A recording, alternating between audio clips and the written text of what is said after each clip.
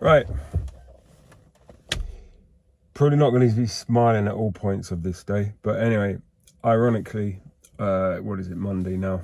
Monday morning, the 20th of March 2023. And basically on Saturday, I finally decided, all right, I'm going to do an external video of the car. You know, this is everything, you know, just to my car, basically.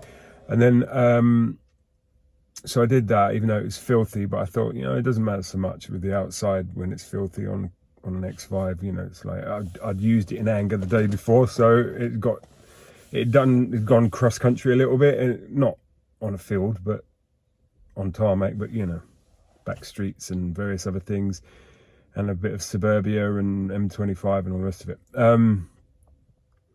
And it was wearing it well, I thought. So I thought, yeah, all right, I'll finally do it. Otherwise, you know, I'm never going to do it.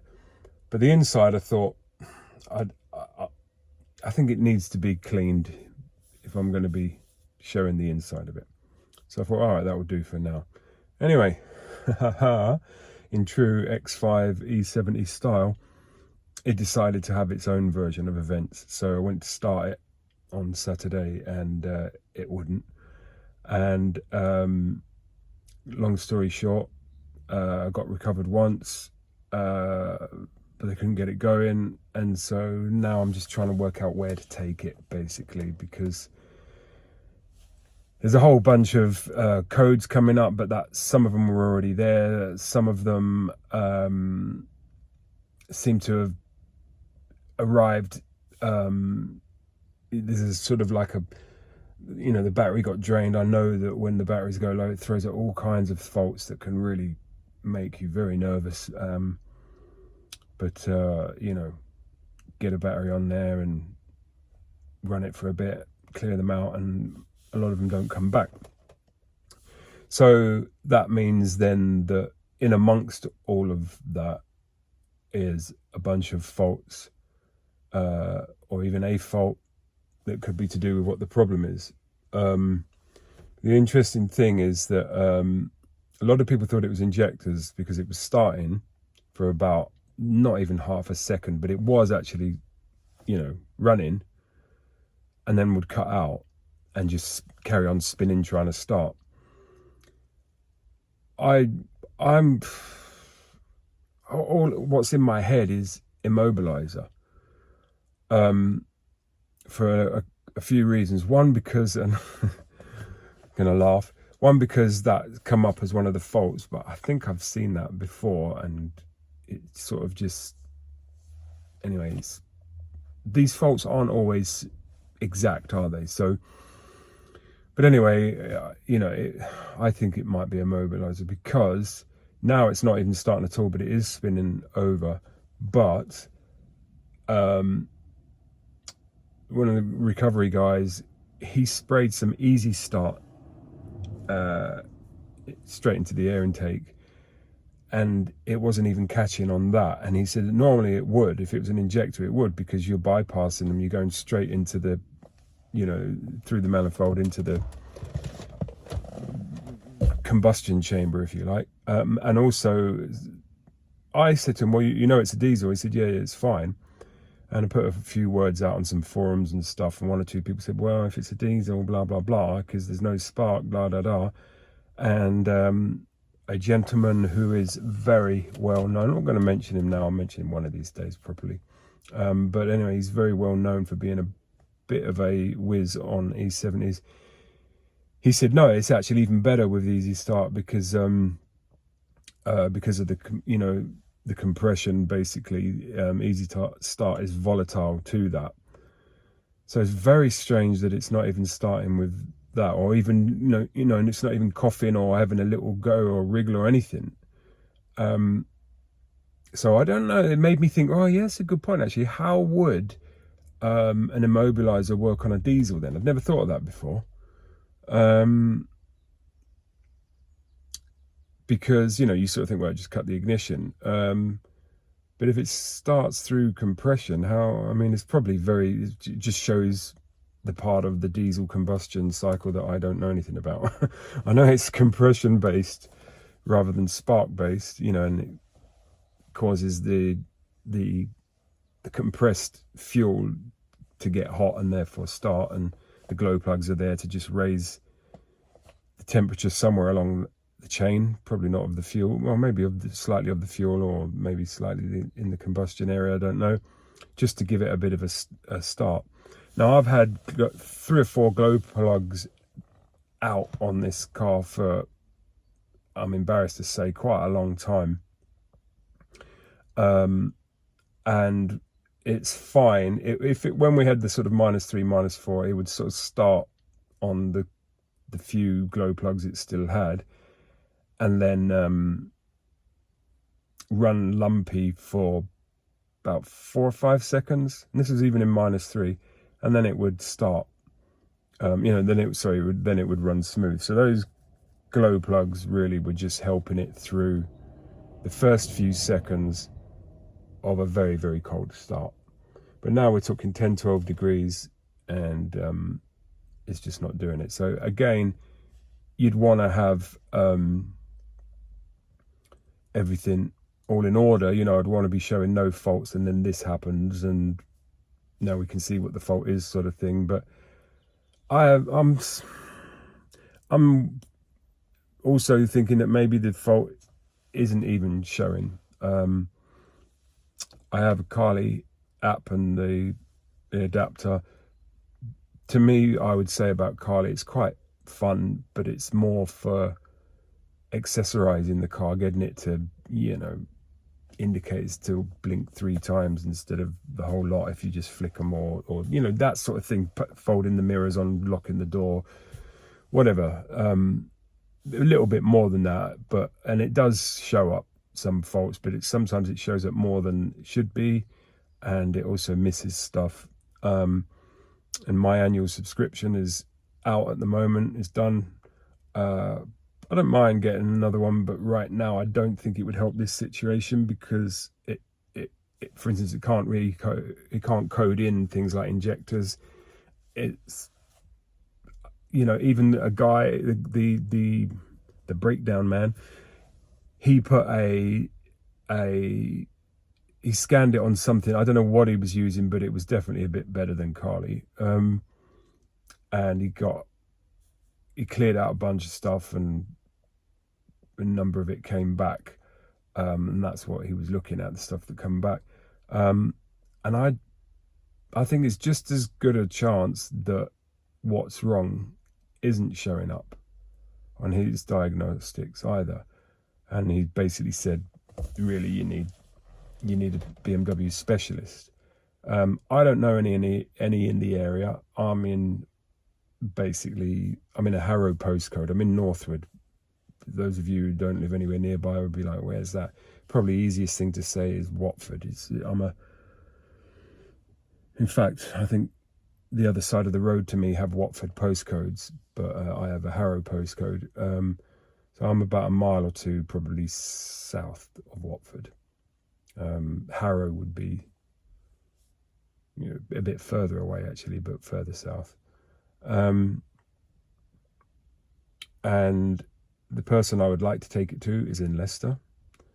He is immensely busy. He's always booking 2 or 3 months ahead. I've been meaning to sort of book that in and just say, right, he's going to get everything done. But there's just been one thing and another happening, so I haven't been able to do that. So yeah, so anyway, so here I am then sitting in my car. I've just called a friend of mine. I used to be a sprayer back in the day. I used to spray cars, and this is a guy that I used to work next door to. He's a mechanic, and I eventually worked for him for a little while as a sprayer. So he's someone that I've known for a long time, and he's pretty decent. He's not a BMW specialist, but he's pretty resourceful guy, and he's a decent mechanic. He's another one that's pretty busy all the time, but you know, I'm just trying to maybe squeeze myself in there. I've still got to get the car recovered today, even if he can fit me in. I'm on a yellow line, so can't dilly too much. So all of that, those are all my problems, and I'll probably cut all of that out because I don't know if you're anything like me, but I don't tend to go onto YouTube to listen to other people's problems. But to make it relevant, I'm sitting in my car. It has broken down. It's a 4-wheel drive. It's automatic. I had to get it. It had to be got onto a flatbed truck, and so therefore I had to get it into neutral, and it wouldn't go into neutral because it'll only really do that if the engine's running. So then you have to work out, or how do we do that? So me and the breakdown man googled it, or I googled it, and we watched it together. And there was a video, and I'll see if I can find the link again, and put the link in the description, either right as soon as I post this or at some point afterwards, just as my props to the guy, because where I'd broken down was basically, is almost like you could say it was like on the moors. You know, I was in the Wild West, and although it was in the car park, it was in like a rubble sort of car park, you know, not a tarmac car park, no street lighting, in a village really, and almost like you could say like on a village green, but it was absolutely pitch black. You know, it was dark enough for your eyes not actually to get used to it. And so we're trying to get this thing up onto this flatbed, and you know, how are we going to do that so without getting it into neutral? So thankfully, watching this video, the guy in the video said there was, I think there might have been a third one, but classic YouTube, as soon as you get your answer, bang, thanks a lot, mate. Gone. The first option was what I call the famous Matt Armstrong option, which is you have to get underneath the car and pull the lever down into neutral and keep it down there. Normally he'd use a cable tie and stuff like that. And it was dark, it was wet, it was muddy, there was puddles, you know, it's an unmade up bit of, it's not tarmac, it was just, it wasn't mud, but it was just like gravel, stones, rubble, basically. So that wouldn't have been great to have to do that, but luckily we didn't have to do that. There was a procedure, and I will now show you the procedure. And to be honest with you, I probably will post this as the long-winded version, but I'm gonna cut to the chase on how you do it for the short-winded version, because I would not have appreciated standing in the dark trying to get an answer to this question, listening to some guy say, "Oh, my car broke down and I can't fix it, and I used to know someone but I don't anymore." But like, yeah, okay, fine, how did you get it in neutral? So here we go. This is how we got it in neutral, and it's probably nearly how we got it in neutral, because I'm not the one who did it, I just observed it. So it was quite interesting seeing the gentleman, as in the breakdown man, seeing him have to, you have to hold the solution, and not as in it's not liquid, the thing, you know, you have to hold it in the way you put it in neutral. You have to have your hand on that, you have to continually do that. And he also had to steer without power steering, whilst operating out the window his remote control for his winch.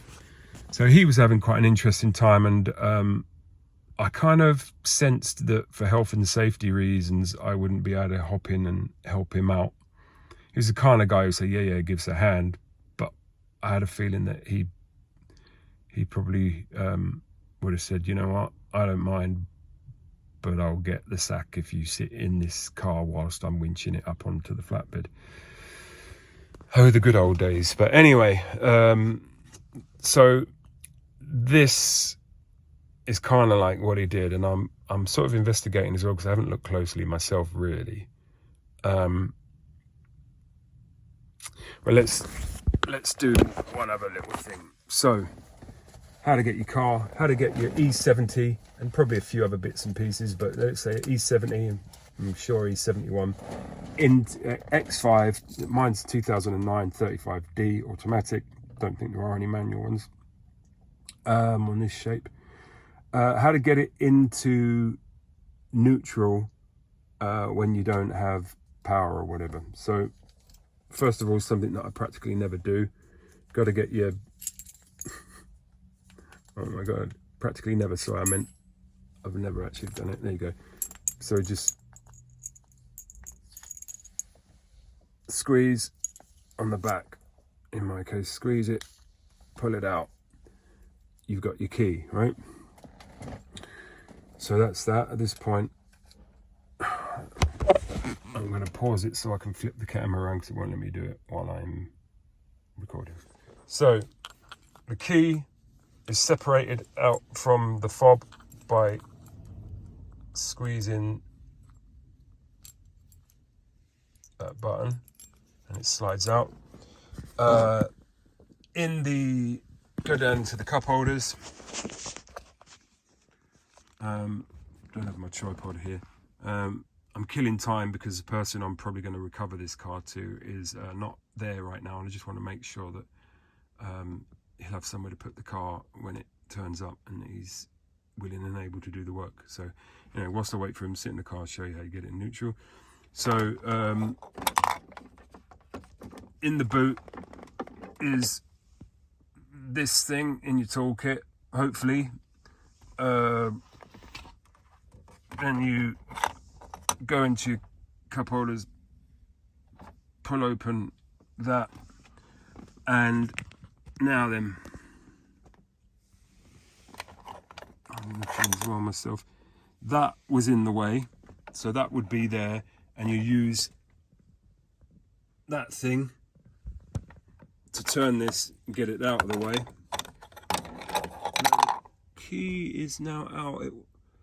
I didn't realize that you actually take that out. Maybe this thing's gonna stay in neutral the whole time though, but it seemed that he was having to hold it in neutral. Anyway, you use the key to unlock it, and I didn't think he pulled it out. I've only just seen that now, but anyway, he did pulled it out, and then I guess you put this in and turn it, and that holds it in neutral. Now the interesting thing is that that's what I think he was doing, is I think maybe it springs back because he was holding it the whole time to keep it in neutral, whilst with his, well, he wasn't an octopus, but maybe it was with his knees, but you know, there's no power steering on this, what, 2.2 ton car, but he was having to steer every so often, and he had the window down, and out the window was his hand with the remote control for his winch, which he was operating to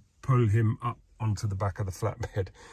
So he needed three hands really, and I just felt I wasn't going to be allowed to sit in there and help him for health and safety reasons or whatever, insurance purposes. But anyway, that's how you do it. That's where it is, and I'll put a link into where I got that information from, because I'm sure it'll be in my history in YouTube, because we looked at it together in the pitch black as we're trying to drag my car out of the countryside and back to suburbia, where it's been sitting in the naughty corner waiting to find a solution to get it sorted. But anyway, there you go. Enough about me. That is how you get these things into neutral. I think you also have to then probably pull it into neutral whilst turning that. I don't know. Anyway, it's in amongst that neck of the woods. A whole bunch of stuff like that. That's what you have to do. And then you can push the thing. Now, interesting thing. Well, I'll leave it at that. Thanks, and I hope it helped. Cheers. Interesting point on that is that when I came out to the car, I had a situation with the electronic handbrake, which was a couple of times it had delayed. It didn't work instantly, and I just thought, I've seen this movie, so I've stopped using it, just put it in park. But I noticed that we're on a slight hill here. I mean, when I say slight hill, you notice it when you're walking up it, and you would definitely notice it pushing an X5 up it. But anyway, we parked it here, and when I came back the following day, we left it overnight, came back, and the car was saying that it was still in neutral, whereas before it was having to be held in neutral. It was saying it was still in neutral, and so I was like, okay, fine, whatever. I don't want to mess around with that because I might have a trouble getting it back into neutral again, so I'll just leave everything as it is and let's get it into a workshop somewhere. But I noticed that the handbrake wasn't on, and you know, that's kind of lucky, because I would have thought it would have rolled down. If it truly were, I know there's a lot of rolling resistance on four-wheel drives, but even still, you can feel that you're on a hill sitting in this car right now, and you can see it visually. I mean, you probably won't be able to see it. Camera never shows inclines well, does it? Maybe it would if you had two cameras, but yeah, it's not really going to show it. But anyway, I'm just glad, because I would have been deeply upset if I'd come out in the morning and my car was on the central reservation back down there. Because I doubt if it would have got there gracefully for a start. And also I doubt it would have stopped gracefully either. It would have used some furniture to stop itself. And I would have been left with a car that I also have to get out of that position somehow. So even when a guy came out to diagnose it, a breakdown guy came out to diagnose it, try and see if we can get it going, and he had a transit van, and he said that my car is over the weight that he can tow with his van. And that's also why my car is not outside my house, it's just up the road, because where I park outside my house, you couldn't get, you have to do parallel parking to get in there. You couldn't have done that with a truck. There were too many things in the way. And it's also just as well because there's a parking suspension coming up on there in a couple of days' time, and you will get a ticket if your car is there, which I would normally be able to contest like I can here because it has broken down. But when the reason for that parking suspension is because they want to paint the lines, I think they'd be pretty brutal with me, or with the car, or both. I've had some run-ins with, let's say, the local authority around here, and they'd probably rather not go up against me again, to be honest with you. But I would rather not as well, because nobody wins. It's just a horrible thing to have to get involved in. So all in all, I mean, it's just so funny around here. I'm parked on a public road, and I know one of the neighbours around here put a notice on my car when I parked it here once, which I'm completely allowed to do outside of the yellow line hours, if you know what I mean. I put a note on the car saying this is a private road, can't park here. I mean, complete blatant lie. I mean, I've lived here 25 years, and I've seen the local authority, well, I've seen the county authority resurface this road. Your county council is not in the habit of surfacing people's private drives. So anyway, but it's all, you know, it's a bit like those things people say, if the police stop you, all you need to say is this, that and the other. It's like, let's have the police not stop you. I mean, great, is that what you want to do with your life? It's like, oh, the police stopped me and I said this, that and the other to them, and they couldn't say a thing. Great. I'd rather not even have the experience of putting them right. I'd rather that. It's like the guy who lures you into something because he can't wait to show you his party trick, you know. All right, you know, get a life. It's good to know what your rights are in case they do get infringed. But what's even better than knowing what to do if your rights get infringed is having them not infringed. That's even better. That's kind of like top of the range. That's right up there. So I suppose I could say that all the guys would say, why don't you just have a look at it yourself, blah, blah, blah, blah. Guess what's better than knowing what's wrong with this car? Not needing to. Not breaking down. In my old age, despite the fact that I started my life in the motor trade, and I am definitely a petrol head, right now, the fact that I know someone in the trade, the fact that I belong to a couple of Facebook groups who are full of great guys, actually, you know, credit where it's due and all the rest of it. But you know what I'd rather do right now? I'd rather call up my main dealer because the car's less than 3 years old and say, can you come and get it? That's what I would rather do. And I'd probably rather not even do that. I'd probably rather give it back at the end of the 3 years and say not a thing went wrong with it. I'm getting another one. £500 a month, I don't even have to think about it. You know, I'd rather do that. I'm not in that realm. So that's why we have the forums, isn't it? You know, yeah, we can be enthusiastic. If I had a garage, I'd probably be enthusiastic. I'd probably put this in there, and I could imagine myself in a few weeks' time thinking, is this going to become one of those cars that I never did actually get going again? I've got 2 of those, let's say, you know.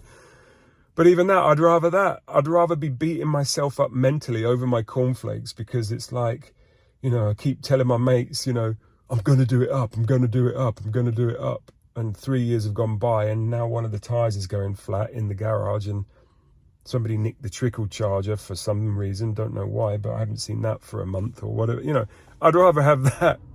I'd rather have that kind of problem. No, this is my only car. I don't have anywhere to park it where I don't have to move it. It needs to be moved at some point during the day. And I don't have a sack full of cash. And then I could have got something more reliable, whatever that is. But probably would have cost me more money, or I'd be driving something that I couldn't even remember what it looked like. You know what I mean? And there's my one vice, if you like. I have an interest, an emotional interest in the car that I drive.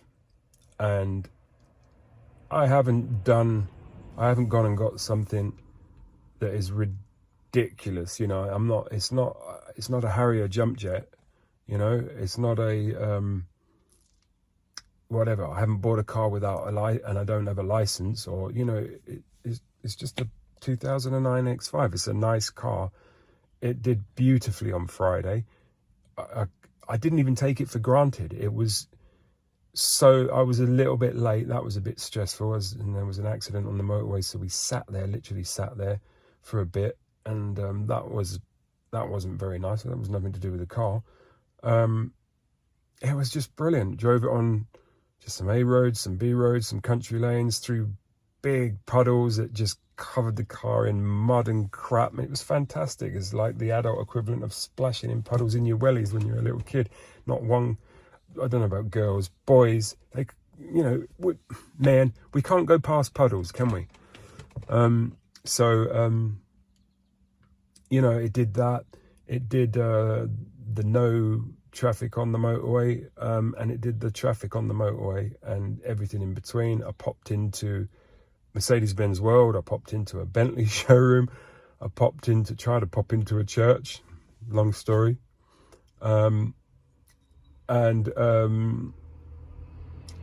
It just was a wonderful companion, and I was actually disappointed to get back home, you know, like after 12 hours of racing around in this thing for the day. I didn't want to be back home. I wanted to do some more of it. Like I don't get out enough in this car. I want to, you know. So I would love to be taking it up to Leicester, like driving it up to Leicester, and dropping it off for a few days with the magician to catch up on all the stuff on the to-do list and the wish list and all the rest of it. And then just enjoy it from there. I'm a mile away from the ULEZ expansion if Saddam Khan does get his own way and force it off on us. So out of my street, if I want to turn left, basically within less than a mile, it's going to cost me £12.50. So, and yet I have friends who tell me that I don't live in London. They're right, actually. I actually don't even technically live in Greater London. I have a Greater London phone number. I have a Harrow post. No, I have a Watford phone number and a Harrow postcode. The saying these days, isn't it, is where do you pay your council tax? That's where you live. It's not even where the sat-nav says you live. It's where, you know, who do you have to give your council tax to? That's where you live. And yeah, so I'm Three Rivers District Council. Anyway, so if he gets his way, £12.50 every day I drive this a mile north, a mile south, nowhere to park it 24/7, on a Monday to Friday. I have to move it during the day, and you know, for an hour sort of thing, just to prove that I'm not a commuter. Well, I work from home. So how ironic. I work from home, but I have to drive my car away from the parking restrictions. And in the words of one particular gentleman, and it's kind of me, or maybe sarcastic of me to call him a gentleman, but he said to me that perhaps the residents would consider that you oughtn't to have a car if you don't have anywhere to park it. So, how nice. So really what I should have is a bike, and I should probably be loaned a bike by the state. Isn't that right? That's what should be happening. And obviously it wouldn't be a very nice bike, probably have about 3 gears, and it would probably have been made, the design would be from the 20s, and it would actually probably have been made in the 70s. It'll have 3 gears, and it will be loaned to me by the state, and I will be happy. So yeah, but instead of that, in my arrogance, I have a car of my own, and right now it's inconveniencing someone, because when he looks out of his window onto the public high road that he lives on, there's a car parked outside. He has quite a lot of windows, so he could always look out of a different one. If I catch him putting a little note on my car, I shall record it and show you. Anyway, I am going to call my friend and see when I can get my car to him, if he's willing to take a look. One other little thing, the scanners. It seemed that my Carly app probably isn't seeing all the codes it could be seeing.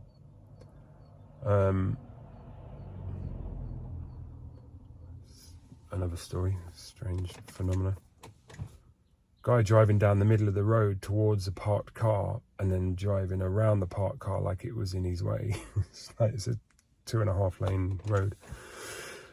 Anyway, so yeah, so the Carly isn't reading everything, and it doesn't solve, you know, even when you solve the problem, it won't necessarily clear out stuff. It will do some things, but not all. The scanner that a famous breakdown company put on my car yesterday, I don't think it was reading everything, because it's a generic one, and so therefore really you need a specialist one. And my friend, who is a mechanic, you know, he has a team of guys and everything, he doesn't have a BMW diagnostics thing. I don't know if he has like a Sun machine, you know, it shows how long since I've been in the trade. I remember the great big huge Sun diagnostics machines. But I don't know what he has, but I remember I've got a dynamic suspension issue on this car, and he couldn't get in to the exact problem on his diagnostics. So, and with me, like, I've only recently had the car back. I took it for an MOT somewhere, should have known better. Well, it's got to get an MOT, but I took it to one of the Halfords group garages, and in glee they showed me in triumph a 2-inch bit of coil spring, which I know what that happened on a pothole, but anyway, the local authority have told me in no uncertain terms that I won't be claiming them against them for that. But anyway, these guys then turned around and said, well, you got to replace the springs in pairs, and maybe when we take it apart there'll be all kinds of other things wrong, because once you take these things apart they don't always like going back together again. I do know that to a certain extent, but anyway, on top of that, I think the person who was skilled enough to do the job only came in on a certain day of the week, and they, according to them, got sent the wrong part 4 times, and eventually I had to have it sent to me on back order from Germany. And of course, each time, you know, that was a 2 or 3 week delay. So cut a long story short, they ended up having the car for about 6 weeks, and the final bill was basically $2,000 for this one coil spring, which turned into 2, which turned into, I think apparently 1 or both of the top mounts were okay, so I don't know if those were changed or not. But anyway, drop links, then when they tracked it up, there was all seized, so they had to cut those off and replace them, and all of this stuff. And apparently it was an inconvenience to them that my car was there so long. So I don't want to take it back to them, but I also know that the one person who was there every time something weird like this happened, of course, was me. Because this happened to me, that happened to me, it happened to who? Me. So that's where the old saying, knowing my luck, comes from, you know? Because you might complain about this mechanic or that situation or that main dealer, but each time you had a problem with these different people, the one person who was there every time was you. It might have even been a different car. I've had 5 different cars, 12 different garages, problems with all of them. Okay. What was the one thing that was a constant throughout all of that? You. So now that might be a bit philosophical. I'm definitely not giving anyone an excuse to pull some of the chicaneries that you can have pulled on you. But it just makes me think, knowing my luck, you know. So I'm going to take it to a friend of mine with his garage with a bunch of problems that doesn't seem to be showing up on diagnostics, having already taken it to him before for something which was coming up on the dashboard but not on his diagnostics. Having just got the car back from somewhere where I was without the car for 6 weeks because of soap opera over a broken coil spring. So I'm basically, I suppose you could say I'm paranoid of myself right now. I'm like, what am I doing now? Now what am I up to? Where does this story go? When will I see you again?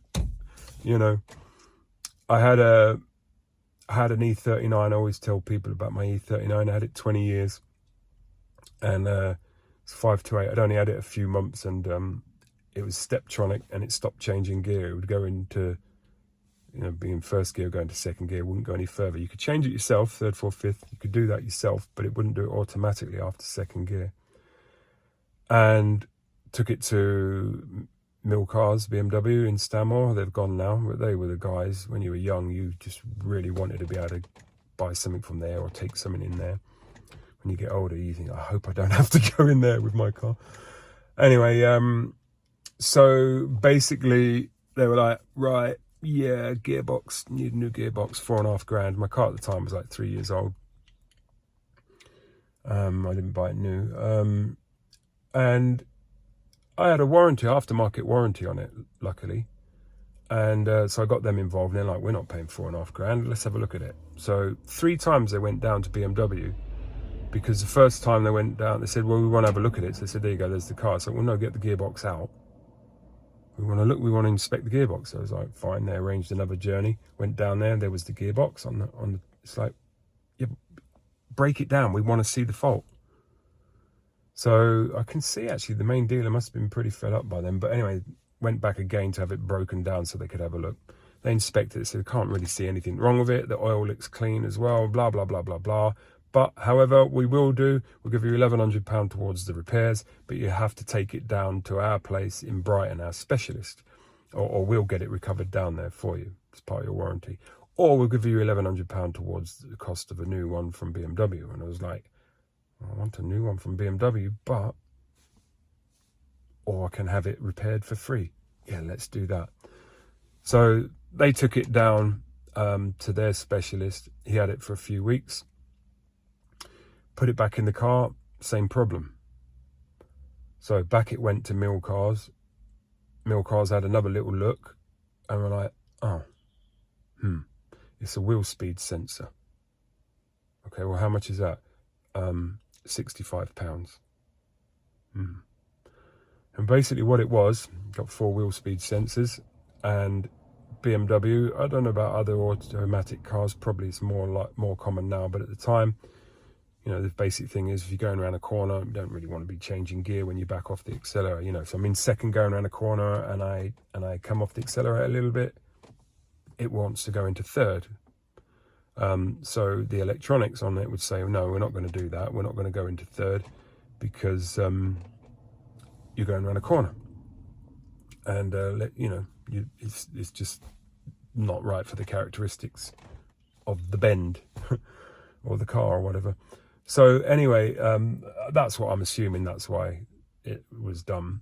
It's almost like a sport mode, even when you're not in sport, you know. So because one of the wheel speed sensors had failed, of course, the ECU was like, the one that hasn't failed is rotating. The one that has failed isn't reporting any motion.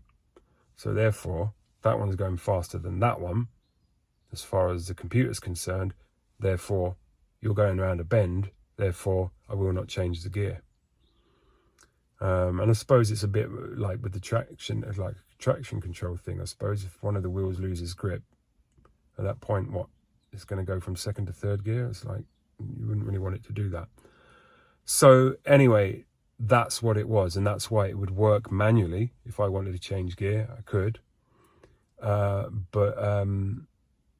Yeah. But it wouldn't do it automatically. Now, what that told me as well, what I wondered about is that should, there's a local security just going by. Yeah, basically, should I have not have had the warranty, would BMW have told me? What would they have said? They would have put the new gearbox in after I waited for that on back order, and probably would have said, Mr. Cruz, there's been an issue with the gearbox. We're going to look into it further. I mean, maybe that's what these Halfords guys did. Maybe there was no back order stuff or whatever. Maybe it was just, we're scratching our heads. There's a problem we can't solve. We've got to pass the buck and placate you for a little while. Good cop, bad cop routine or whatever. But anyway, I don't think BMW would ever have told me. Now, my warranty company, I don't know if they tried to, you know, get the money out of BMW or not. I don't know. I didn't get involved. There was a point where it was a really hot weekend and I really wanted the car, and I asked BMW, said, because they were still diagnosing it, I said, look, can I have the car for the weekend? So, well, you know, I don't mind changing the gears myself. I've grown up having to do that. At least I don't have a clutch, So they were like, yeah, okay, all right, well, you can have it for the weekend. So I had it for the weekend, and the first thing I was thinking is, I cannot wait to put this aircon on. And put the aircon on, nothing happened. And when I realised, obviously, it needed regassing, and by this time they'd had the car about a month, or more than a month, a couple of months. I think they'd had it by then. And so I just put up with that for the weekend. When I took it back, I told them, and they tried to give me a quote for it. I said, well, no, I'm not gonna be paying for that. And they were like, well, you have to, sort of thing. I said, well, look, it says in the manual that you should run the aircon at least once a month to keep the seals lubricated from the gas that's in the system stuff. And he was like, that's right, Mr. Cruz, I'm like, right, okay. Did you do that? He was like, I should have saw that coming. And maybe it was unfair of me, I don't know. But anyway, I didn't pay for the sorting out of the aircon. But anyway, so two sides to every story. I bet those guys hated me. I'm sure Warranted Direct weren't very happy with the dealer. That was my warranty company. And I wasn't happy with the dealer. I wasn't that happy. Actually, I was fine with warranty. You think it's only a few years old, this car. But I mean, like right now, sitting in this car, I couldn't get a warranty on this. It's too old, too much mileage. But sitting in this car right now, I would have happily paid even £800 a year for a warranty on this, and it would probably have a couple of £100, couple of £100 excess or something on it. My biggest problem right now would be, I'd be thinking, well, if it's below 800, I can't claim. If it's above 800, is it worth claiming? I've already claimed once this year. You're only allowed to claim 3 times. That would be the sort of stuff going through my head. Again, I would rather that than sitting there thinking, no, it's all on you, pal. So what I was trying to do really was, I really like this E70, actually. I wanted an F15 because they are ULEZ compliant. And I'm thinking, if I get an F15, get maybe, I think a 40D, just nice, quick, discreet. But I thought, sort of pushing myself to get an M50D, which I find them a bit chavvy, really, but they are obviously quicker, and it's not just a little bit of a boost. There's an extra turbo actually physically there, so it's not a sort of real DIY thing. But I sort of thought, the badges, there's a bit too much badge going on with the M50D. You can always take it off, but I thought maybe I should do that. I should get an M50D. But, that might take a little bit of doing, because there's quite a big price gap between what I've got and one of those. And I don't think they're as nice inside. I know they've got more stuff, but by the time you've put an Android head unit in an E70, if you really want, you can put the neon under there. I don't think I would do that. It's a bit too wannabe, But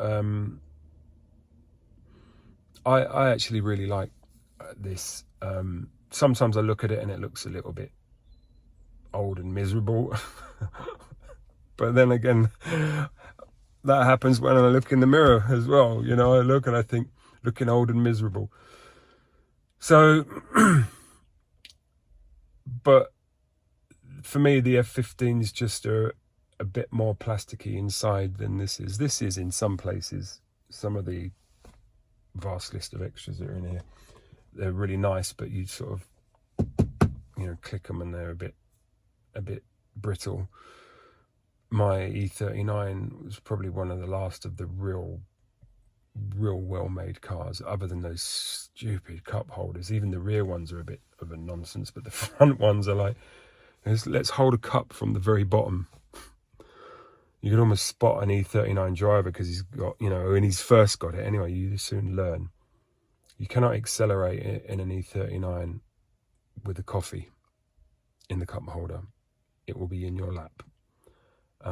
It may break the cup holder. If it does, that's better having a broken cup holder than one that says it can do the job when it can't. So anyway, these have got decent cup holders, and you can actually put it in neutral if you pull all the gubbins out. But I do like it. It's really well spec'd, this car. It's really well spec'd. It's for those of you who know your sort of E70s, yeah, it's a 7-seater and it's got a panoramic roof. Fine, that's great. It's this M-Sport one, so it's dark inside. It's got a few other bits and pieces, also good. But it's got the rear blinds. That's really nice, actually. It's got the privacy glass, but the rear blinds a little bit more unusual. It's got the rear DVD. Well, I had screens in my last car since about 2001 or something, so it was nice, but by the time my son was past that age, it's like it didn't really matter anymore. So it's not that important, but all right, fine, it's nice to have. But it's got a head-up display, it's got dynamic suspension, adaptive headlights, it's got quite a number of things. But the thing that I really love, even though I've never sat in the back of this car when it's been being driven, but it has dual zone rear climate control. So it has 4-zone climate control. So it has the aircon climate control in the rear as well, which I don't know how common that is. I sort of say 1 in 10, but I bet it's way less than that. I bet it's about 1 in 100. I bet it actually is. I think I saw one that had like a single zone climate control in the back. I don't know if that might be my imagination, but normally, you know, you just have the cold and warm air vents, and if the aircon's on, then fine.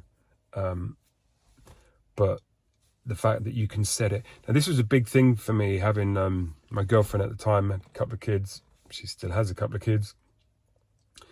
And I found that whenever we went anywhere, it was like the least important person, if you've got kids in a car, is the driver.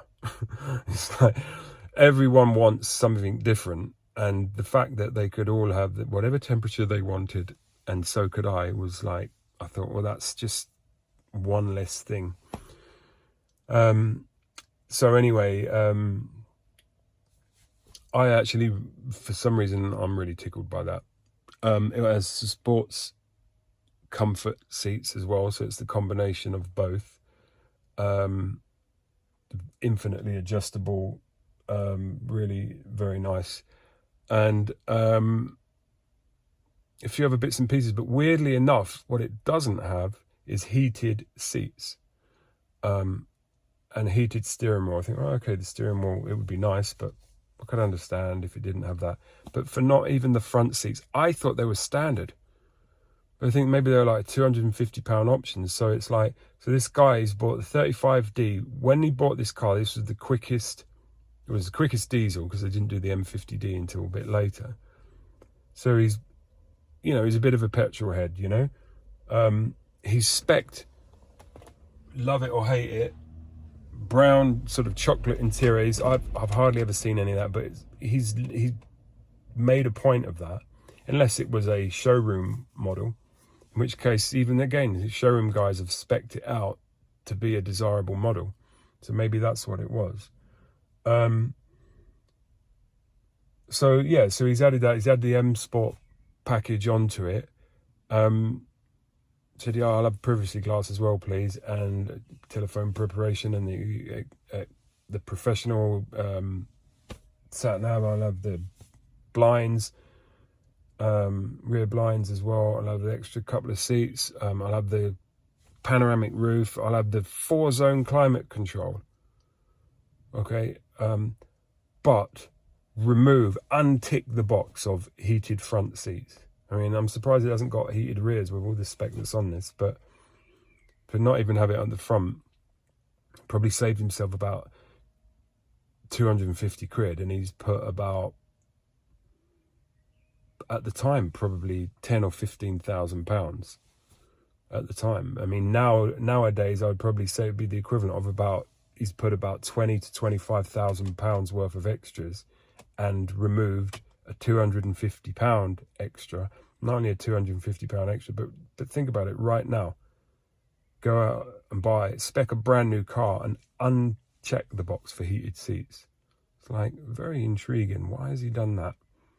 And it's just dawned on me now that I thought, well, the guy obviously doesn't like being hot, you know? You've got the pan roof, but you've got the blinds, you've got all the darkened out, everything, you know, the 4-zone climate. This guy didn't like being hot. The idea of being cold is like, well, that's not a problem. You want to heat the seats? Nah, don't mind that. I just don't want to be hot. Or you're sitting in a showroom and it's like everything that's spec'd on here is visual. The heated seats, you'd expect them to be on the car, but they're not.